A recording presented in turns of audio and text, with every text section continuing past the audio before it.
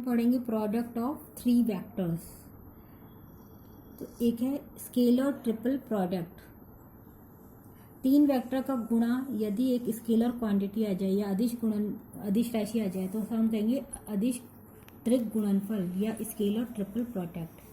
अब तीन वेक्टर है ए बी सी, तो A dot B cross C, B cross C में हम ब्रैकेट लगाएंगे।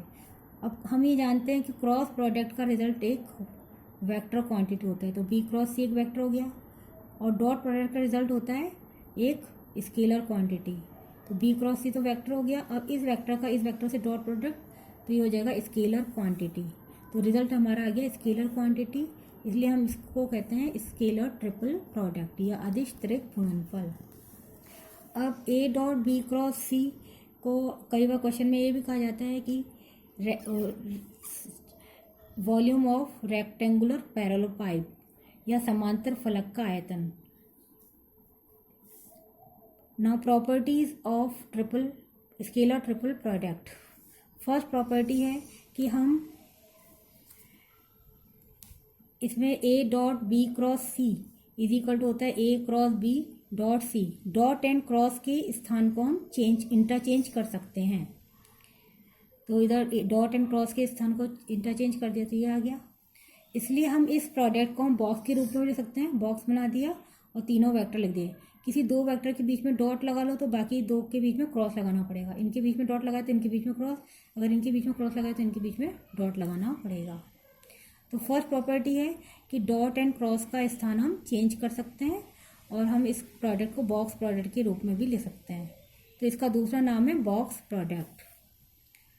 अब इसमें जैसे box product of A B C, अगर हम पास पास के दो वेक्टर को इंटरचेंज करें तो साइन चेंज हो जाएगा। तो ए और बी को इंटरचेंज करें तो ये जाएगा माइनस बी ए सी। इसी तरह से प्रॉपर्टी सेकेंड है कि हमारे पास साइक्लिक ऑर्डर है, ए बी, बी के बाद आ रहा है सी, सी के बाद ए, ये साइक्लिक ऑर्डर में है। तो अगर साइक्लिक ऑर्डर में वेक्टर चेंज हो रहे हैं तो बॉक्स प्रोडक्ट सेम रहेगा। तो A B C, box product of A B C is equal to box product of B C A is equal to box product of C A P. Cyclic order में इसलिए ये बराबर होंगे। Property third है कि कोई से भी दो वेक्टर एक जैसे हों तो उनका बॉक्स प्रोडक्ट होगा 0। तो ए बी बी ये दो वेक्टर एक जैसे हो गए तो इनका बॉक्स प्रोडक्ट होगा 0। इसी तरह से ए ए ये दो वेक्टर एक जैसे हो गए तो इसलिए इसका बॉक्स प्रोडक्ट होगा 0। तो कोई से भी दो वेक्टर अगर एक जैसे हों तो उनका बॉक्स प्रोडक्ट 0 होगा। अगर हम निकाल के देखना चाहें तो ए बी बी ये निकालना है तो इनके बीच में हम डॉट लगाएं, इनके बीच में क्रॉस लगाएं, A dot B cross B, और बी क्रॉस भी होता है 0, तो रिजल्ट इज 0। प्रॉपर्टी 4 है कि स्केलर ट्रिपल प्रोडक्ट यानी अदिश त्रिक गुणनफल में जब दो सदिश समांतर हो तो उनका गुणनफल 0 होता है, 0 होता है। तो B vector is parallel to C, तो एक को हम दूसरे के गुणज के रूप में ले सकते हैं। तो B vector is equal to lambda C के फॉर्म में हम ले सकते हैं। अब ए बी सी इसका बॉक्स प्रोडक्ट निकालें तो बी की जगह लैम्डा सी रख दो। लैम्डा कांस्टेंट है तो इसको बॉक्स के रूप बाहर निकाल सकते हैं। तो ए सी सी और दो वेक्टर एक जैसे होते हैं, इसका वैल्यू हो गया 0। तो ये सारी कंडीशंस हमें याद रखनी होंगी ना। कंडीशन ऑफ कोप्लानरिटी या तीन सदिशों का समतल्य होने का प्रतिबंध। तो तीन वेक्टर समतल्य होंगे यानी कोप्लानर होंगे यदि इनका बॉक्स प्रोडक्ट हो 0। तो ये इनके कोप्लानर यानी समतल्य होने की कंडीशन है। अब यदि ए वेक्टर है, ये बी वेक्टर आई जे के गुणांक में दे रखा है, सी वेक्टर ये दे रखा है, तो इनका बॉक्स प्रोडक्ट का फॉर्मूला होगा, डिटर्मिनेंट बना लो, ए वेक्टर के आई जे गुणांक इधर लिखो, फिर बी वेक्टर के आई जे गुणांक लिखो, फिर सी वेक्टर के आई जे गुणांक लिखो। तो ये है बॉक्स प्रोडक्ट निकालने का फॉर्मूला। अब क्वेश्चन नंबर 1 है, उस समांतर फलक का आयतन ज्ञात कीजिए जिसकी संगामी कोरे निम्न सदिशों से निरूपित हैं। ये एक वेक्टर दे रखा है, दूसरा तीसरा, तो इसको हम मान लेंगे ए बी सी, तीन वेक्टर्स दे रखे हैं और हमें समांतर फलक का आयतन निकालना है। तो समांतर फलक का आयतन यानी इनका बॉक्स प्रोडक्ट निकालना है। तो समांतर फलक का आयतन यानी इनका बॉक्स प्रोडक्ट निकालना है। अब ए वेक्टर में आई के गुणांक है 2, जे का गुणांक -3, के का गुणांक 4, 2 माइनस 3 4। बी वेक्टर में आई का गुणांक 1, जे का 2, के का -1, तो 1 2 -1। इसी तरह से सी वेक्टर में आई का कोफिशिएंट है 3, जे का -1, के का 2, तो 3 -1 2। अब इसको डिटर्मिनेंट को सॉल्व कर लो, तो ये आ गया -7। और वॉल्यूम हमेशा पॉजिटिव होता है, तो हम इसको माइनस साइन को नेग्लेक्ट भी कर सकते हैं। हो गया 7 यूनिट्स। नाउ क्वेश्चन नंबर 2, ये 3 सदिश दे रखे हैं। यदि सदिश ए बी सी समतलीय हो तो लैम्डा का मान ज्ञात कीजिए। तो हम जानते हैं कि 3 वेक्टर कोप्लानर होते हैं, यानी समतलीय होते हैं यदि इनका बॉक्स प्रोडक्ट हो 0। अब इन तीनों का बॉक्स प्रोडक्ट निकालेंगे तो डिटर्मिनेंट फॉर्म में निकालेंगे। आई का गुणांक 2, जे का -1, के का गुणांक 1, 2 -1 1। इस तरह से इधर आई जे के गुणांक 1 2 3 1 2 3। यहाँ आई का गुणांक 3, जे का -λ, के का 5, 3 -λ 5 इज इक्वल टू 0। अब इसको सिंप्लीफाई करो, डिटर्मिनेंट खोला तो इससे 5λ + 10 इज इक्वल टू 0 हो गया, तो लैम्डा की वैल्यू हो गई -2। तो यहाँ पर कंडीशन लगी कि 3 वेक्टर कोप्लानर होते हैं यदि इनका बॉक्स प्रोडक्ट 0 हो। अब एक क्वेश्चन है कि सिद्ध कीजिए कि निम्न 4 बिंदु समतलीय हैं। ये वाला दे 1 2 3 4, ये 4 बिंदु दे रखे हैं। तो इसको हम मान लेते हैं ए बी सी और डी। तो यहाँ हमें इनके पोजीशन वेक्टर दे रखे हैं, तो हम ये मान लेते हैं position vector of A is -j। इसी तरह से ये बी का पोजीशन वेक्टर है, position vector of B is 2i + j - k। Position vector of C है i + j + k। इसी तरह से ये है पोजीशन वेक्टर ऑफ डी। और ए के पोजीशन वेक्टर को हम ओ ए से ले सकते हैं, बी के पोजीशन वेक्टर को ओ बी से ले सकते हैं, सी के पोजीशन वेक्टर को ओ सी से ले सकते हैं, डी के पोजीशन वेक्टर को ओ डी से ले सकते हैं। अब हम एक्चुअली 3 वेक्टर निकालेंगे, A B A C A D. A B vector होता है position vector of B minus position vector of A. तो वैल्यूज रखी इनकी, सिंप्लीफाई करा तो ये आ गया ए बी वेक्टर।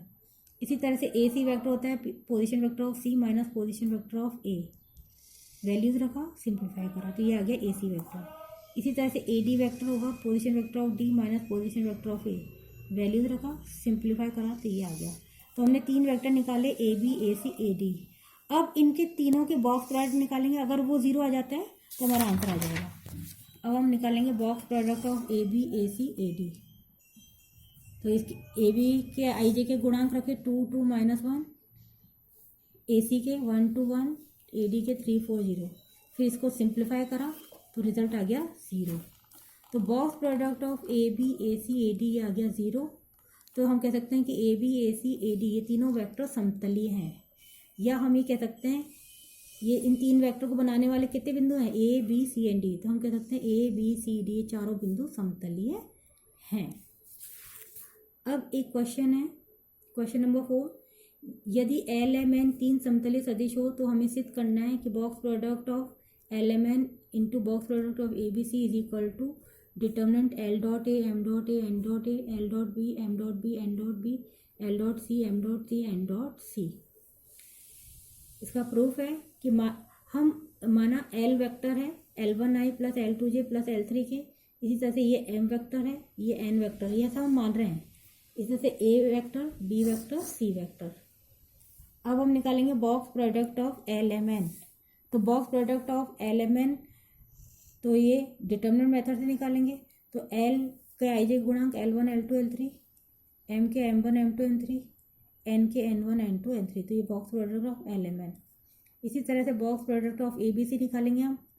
तो i j के गुणांकों को डिटर्मिनेंट बना लेंगे, a1 a2 a3, b1 b2 b3 and c1 c2 c3। अब इन दोनों के बॉक्स प्रोडक्ट को मल्टीप्लाई करेंगे, तो इन दोनों डिटर्मिनेंट को मल्टीप्लाई करना पड़ेगा।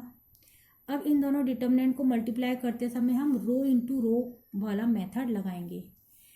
तो पहले हम इस फर्स्ट रो को इसकी फर्स्ट रो से गुणा करेंगे, तो आ जाएगा L1 A1 + L2 A2 + L3 A3, ये आ गया।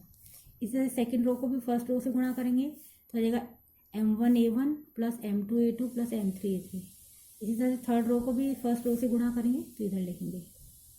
इसी तरह से अब हम इसकी सेकंड रो से गुणा करेंगे, L1 B1 L2 B2 L3 B3।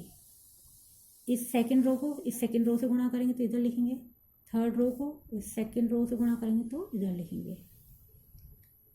तो अभी हमने इन तीनों रो को इसकी सेकेंड रो से गुणा करा तो ये कॉलम मिल गया। इसी तरह से अब हम थर्ड रो से गुणा करेंगे, first row and third row, तो L1 C1 plus L2 C2 plus L3 C3, इसको इधर लिखेंगे। इसी तरह से सेकेंड रो को थर्ड रो से गुणा करेंगे तो इधर लिखेंगे, थर्ड रो को थर्ड रो से गुणा करेंगे तो इधर लिखेंगे। अब L1 A1 L2 A2 plus L3 A3 ये होता है L डॉट ए। अगर हम रफ में निकाल करके देखें L डॉट ए, तो L वेक्टर हमारा क्या था, L1 A1 plus L2 A2 plus L2 OJ plus L3 के स्टार्टिंग में, ये हमारा L वेक्टर था, ये A वेक्टर था। इनका डॉट प्रोडक्ट निकालें तो I को I से गुणा करना पड़ेगा, तो L1 A1, J को J से करेंगे तो L2 A2, K को K से तो L3 A3।